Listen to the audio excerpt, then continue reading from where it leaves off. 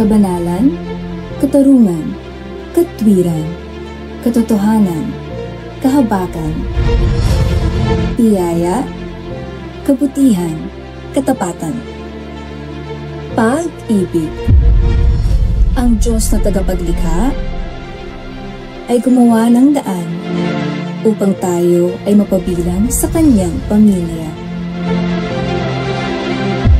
Dahil siya ay pag-ibig.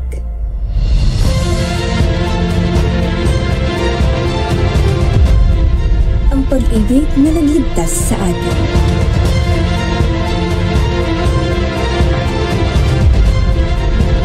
At kanyang iniutos sa atin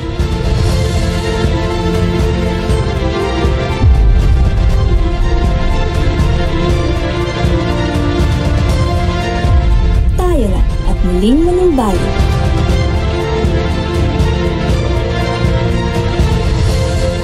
Mapuspos ng kanyang salita,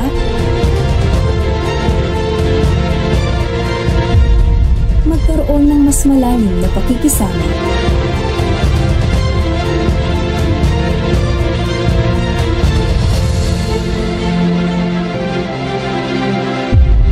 Makakuha ng panibagong espiritual na kalakasan.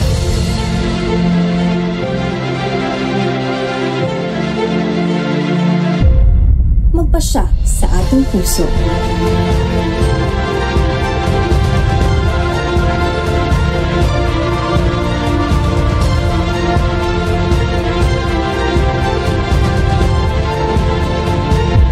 Gumawa ng mga bagong resolusyon.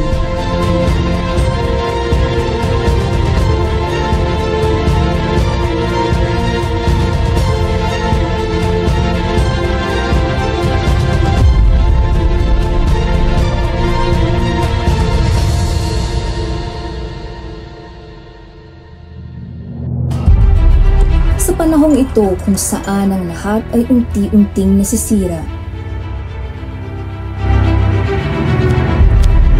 hanggang saan kayang umabot ang pag-ibig?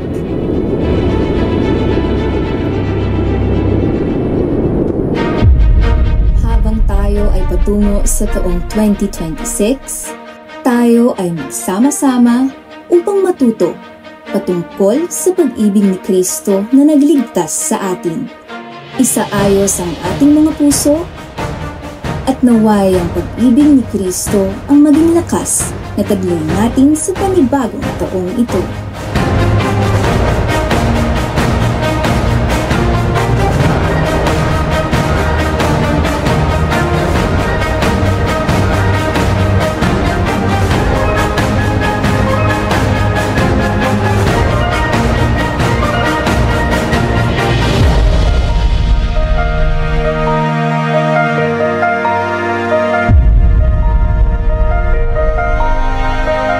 Tayo na at makilahok sa ating New Year's Retreat 2026.